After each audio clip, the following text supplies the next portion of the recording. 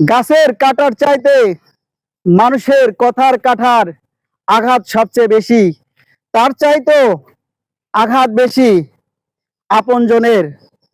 আপনজন কাছে থেকে যখন কাছের মানুষগুলোকে আঘাত করে, তখন আফসোস কিছুই বলার থাকে না।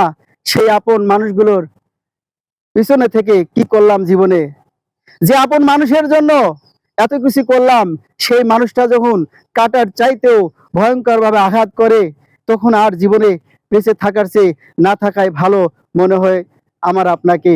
কি করব, ভাগ্যের নির্মম পরিহাস, প্রিয়জনকে সঙ্গে নিয়েই থাকতে হয় বাকিটা জীবন। এমন জীবন আমরা কি চেয়েছিলাম?